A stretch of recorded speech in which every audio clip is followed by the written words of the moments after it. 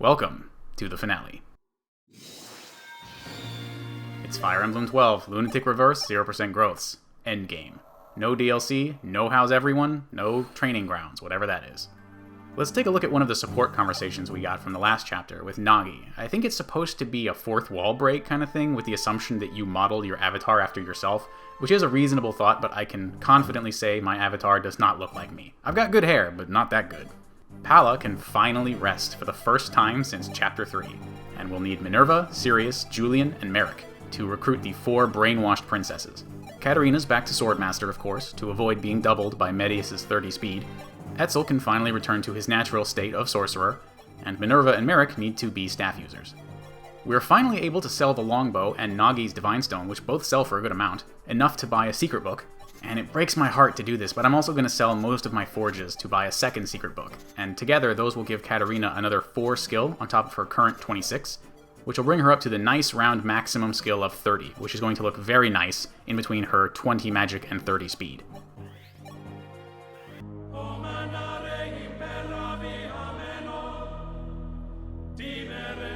Wait, is that a joke? Is my game bugged? Hold on. Let me see here. What? How can you be more skilled than a master of something? I'm pretty sure there's no sniper ranking above master in chess.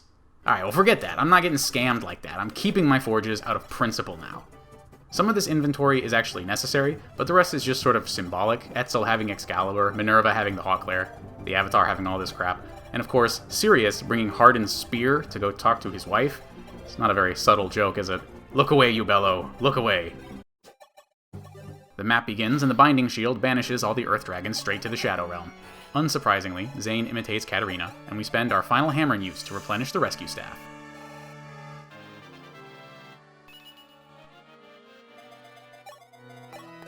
Cord tops up Zane for us, and note here that Katarina grabs the recover staff off of Cord. Our goal for turn 2 is to use a 10-move unit to bring the rescue staff up near the boss, then use the rescue staff on everyone who can recruit the other bishops, and then also rescue Katarina and Zane. It seems that the standard is to start on the right side with Minerva recruiting her sister, and then go clockwise. And I did do that on Vanilla Lunatic ZPG, but this is Lunatic-Reverse! So we're starting on the left with Sirius and going counterclockwise. Bitch! Let's do it. The final turn. Fina, go give him a hand. There you go, Sirius. Just keep your Gradivis in your pants.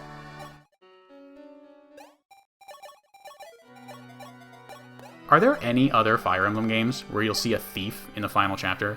Probably not. That's how you know this is a good game.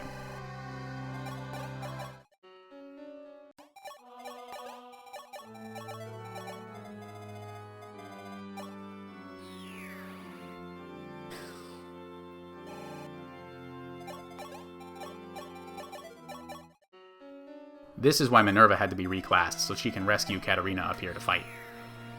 I'm honestly a little uncomfortable seeing a Bishop Minerva. Let's not think about it too much. Now Katarina takes the first bite out of Medeus with our Forged Levin Sword, and she survives thanks to the Angelic Robe we bought in Chapter 21.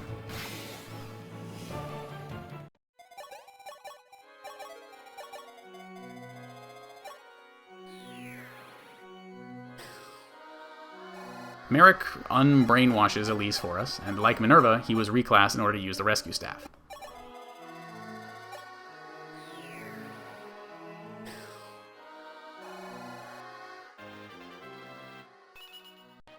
Normally you would use the save tile now and reset for 2 crits in a row, but by some stroke of luck, I had a crit lined up for Zane already, so we might as well take that. This ends now! Indignation!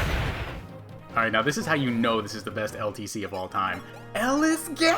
Oh! Let's go, dude! None of the 4 princesses have a recover staff, so Katarina had to bring one for Ellis to use. One final again from Cord lets Katarina take another turn, and Marth drops that save for us. Here's something I've been looking forward to since the very beginning. My 2 map save points from my 2 ZPG runs. Man, that's beautiful. The time has finally come. Set me free, Katarina. Set me free from Lunatic-Reverse!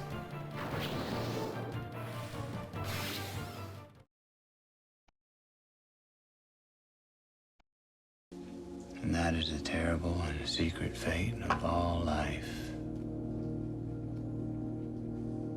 Your you're trapped.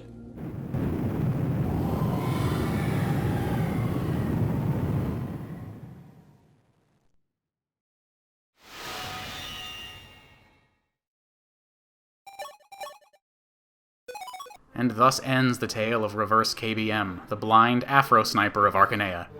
I can't thank you all enough for coming along with me on this playthrough. It means the world to me, and please leave a comment telling me your favorite part of the run, or just anything you thought was cool. I'm going to enjoy reading that forever. I would also like to thank the Heroes of Light and Shadow, of course, for the English translation of this game, as well as the Seren's Forest user Venobenu, I tried my best with that one, who created the 0% growth patch. And then also anyone who contributed to the FE12 database on Seren's Forest. And finally, a very special thanks to the enemy data sections on the Fire Emblem Wiki. I would be lost without those. I'm not going to do the big long speech this time, let's just hurry to the turn counts here. After my vanilla Hard 3 ZPG, I speculated that this run would be boring because it would just be the same, but slower. And that was true in the prologues, where I came out 4 turns behind, but by the end of the run, I was 16 turns ahead of that run! It's incredible what we managed to do here. Chapter 2, though, is one I regret. I could have saved the turn by resetting for a 25% chance stat variation, and compared to some of the other stuff we ended up doing to save turns, that is nothing. I really should have just done it. Chapter 1 is another weird problem, because if you get like 3 dodges on turn 1 enemy phase, you can save 1 or 2 turns, but that's really lame. I didn't want to start off on that kind of foot, you know? That's a bad taste to start the run with. The prologues have a similar issue. If you reset for turn 1 low percent crits in the prologues, you can destroy my turn count. But aside from the fact that that's just not interesting, there really isn't a great resource for beating the prologues on Hard 4. It seems like most people just kind of slop through it with an Armor Knight avatar, so I wanted this playthrough to also provide very approachable strategies for the prologues on Hard 4. I think a lot of people want to try this difficulty, and understandably can't get through the prologues because they're insanely hard.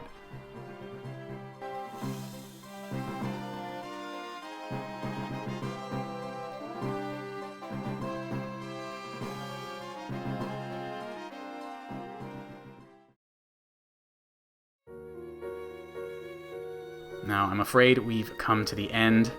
I love you all very much. Thank you from the bottom of my heart for watching.